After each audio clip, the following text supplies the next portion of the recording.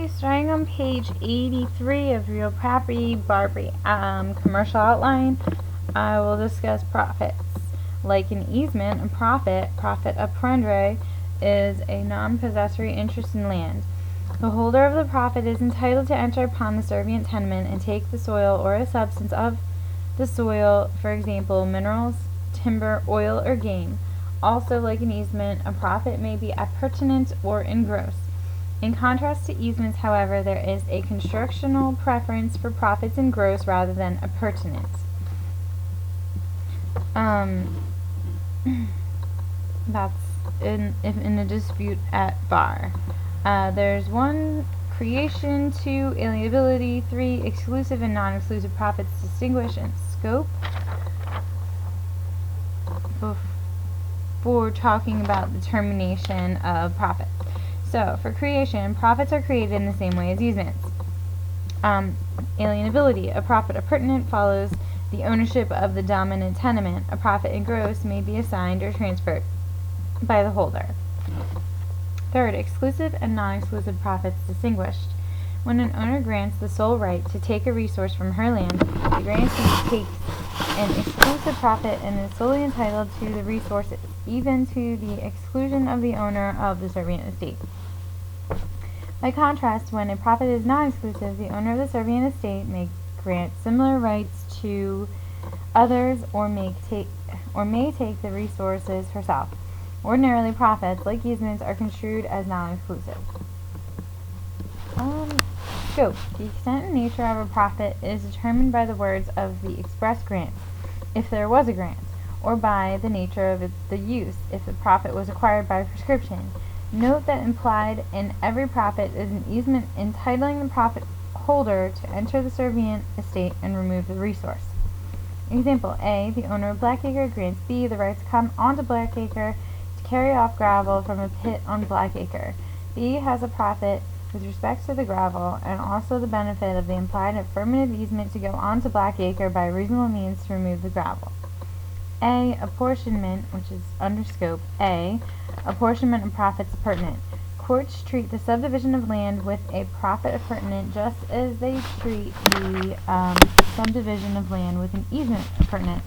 The benefit of the profit will attach to each parcel in a subdivision only if the burden on the servient estate is not, as a result, overly increased. Example: A. The owner of Blackacre grants B, the owner of adjacent Whiteacre, the right to remove rock from Blackacre. If the profit was to take the rock for purposes of maintaining a boat launch on Whiteacre, then an increase in use from 1 to 50 boat launches when Whiteacre is subdivided will probably be viewed as overburdensome to Blackacre. If, however, the profit was to take rock for purposes of reinforcing Whiteacre's coastline to prevent erosion, apportionment would likely be allowed because subdivision would not increase the number of acres to be reinforced and consequently would not impose a greater burden on Blackacre. B. Apportionment of profits in gross. Because profits are freely alienable, a question frequently arises as to whether the holder of the profit can convey it to several people. If a profit is exclusive, the holder may transfer the profit to as many transferees as he likes. Likewise, if the grant of the profit specifies a limit on the profit less than all, the right can be transferred to multiple transferees. If, however, the profit is non-exclusive and not limited as to amount, it is generally not divisible.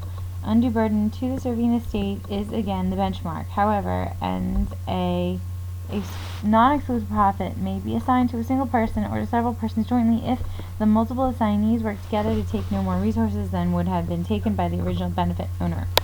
And what's missing from this paragraph is intent. So, in any event, the intent of the parties is most important in making these determinations. Fifth, determination of the profit. Profits are terminated in the same way as easements. In addition, misuse of a profit, unduly increasing the burden, typically through an improper apportionment, will be held to surcharge the servient estate. And the result of surcharge in this case is to extinguish the profit. Contrast this with the result when the benefit of an affirmative easement is misused. Improper excessive use increasing the burden on the serving estate is enjoinable, but in most jurisdictions does not extinguish the easement. And I recall there being a remedy, but it doesn't necessarily extinguish, as I said, the easement. D. Covenants running with the land at law, real covenants. I actually get the opportunity to skip this section because this is not going to be a midterm. So all of the stuff about horizontal privity, vertical privity, notice, touch and concern for negative covenants, affirmative covenants, and the modern treatments are all going to be skipped, including equitable servitudes and how they're created and how they're defended and how they're terminated. Further, I will skip the relationship of covenants to zoning ordinance section and party walls and common driveways before moving to adverse possession, which was already read. So these sections are short, so both restricted covenants and zoning ordinances may affect legally permissible uses of land. Both must be complied with, and neither provides any excuse for violating the other. For example, if the zoning permits both residential and commercial use, but an applicable covenant allows only residential use, the covenant will control. These two forms of land use restrictions are enforced differently. As discussed above, covenants, if they meet the relevant requirements, can be enforced by nearby property owners at law or in equity. Zoning, on the other hand, is not subject to enforcement by private suit, but can be enforced only by governmental officials. Letter G, party walls and common driveways. Often, a single wall or driveway will be built partly on the property of each of two adjoining landowners. Absent an agreement between the owners to the contrary, courts will treat the wall as belonging to each owner to the extent that it rests upon her land. Courts will also imply mutual cross easements of support, with the result that each party has the right to use the wall or driveway, and neither party can unilaterally destroy it. Creation. While a written agreement is required by the statute of frauds for the express creation of a party wall or common driveway agreement, an irrevocable license can arise if there has been detrimental reliance on a parole agreement. Party walls and common driveways can also result from implication or prescription. Running of covenants. If a party wall or common driveway owners agree to be mutually responsible for maintaining the wall or driveway, the burdens and benefits of these covenants will run to successive owners of each parcel. The cross easements for support satisfy the requirement of horizontal privity because they are mutual interests in the same property. Each promise touches and concerns the adjoining parcels, and the grantee will be charged with notice of the covenant because of the visibility of the common wall or driveway. So, skipping adverse possession and future interest, effective covenants on true owner's deed, land that can be adversely possessed, and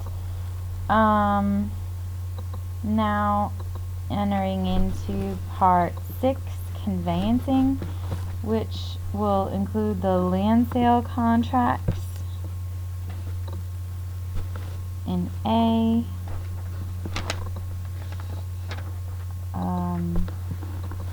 Most transfers of land are preceded by contracts of sale.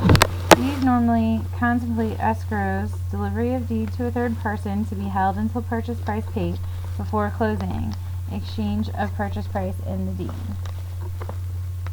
Statutes of frauds applicable. To be enforceable, a land contract must be memorialized in writing that is signed by the party to be charged. The writing need not be a formal contract. A memorandum suffices. For example, escrow instructions or emails can be contracts of sale. The statute of frauds requires that the writing contain all essential terms of the contract. These are Romanet 1, a description of the property, Romanet 2, the identification of the parties to the contract, and Romanet 3, the price and manner of payment, if agreed upon. Incidental matters, for example, prorating of taxes, furnishing of deeds, title insurance, can be determined by custom.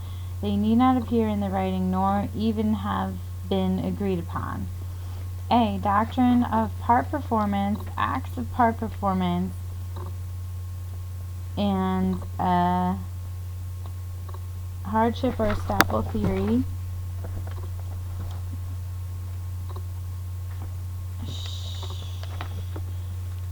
May be exceptions to the statute of limitations.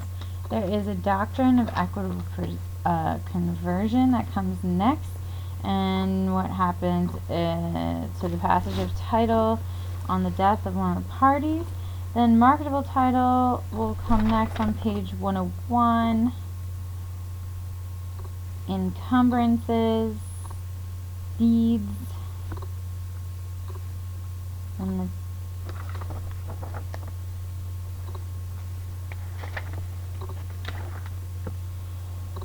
remedies for breaches, defects. We'll talk about title insurance, real estate brokers before going into deeds on page 107.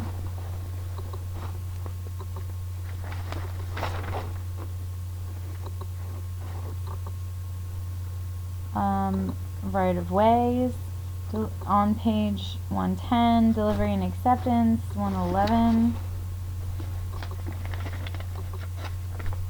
Didn't know that section would be so long, because delivery goes on until acceptance on page 117. Covenants for title and estoppel by deed. And then you have several warranties, I would say, not referring to them as covenants, but as warranties, and the types of deeds on page 121. Before getting into the recording section on page 122. And mortgages are discussed on page 125,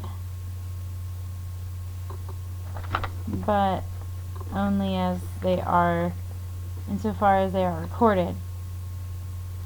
Marketable title acts, which also is part of the recording process, the title search on page 131.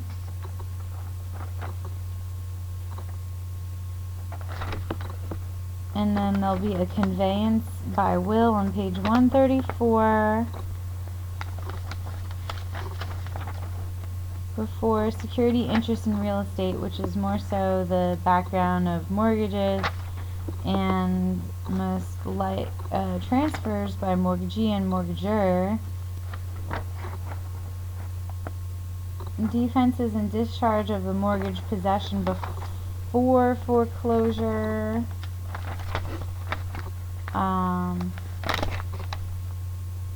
Foreclosure.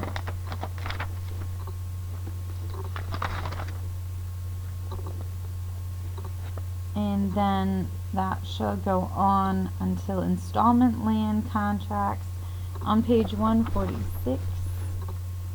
And we'll stop on 147, which is the right to lateral and sub-adjacent support of land, which includes such things as water rights and natural resources, which was already read in the first semester. We'll eventually, before the final, return to talk about cooperatives, condominiums, and zoning, but that is not going to be part of the midterm. And that all begins around page 153.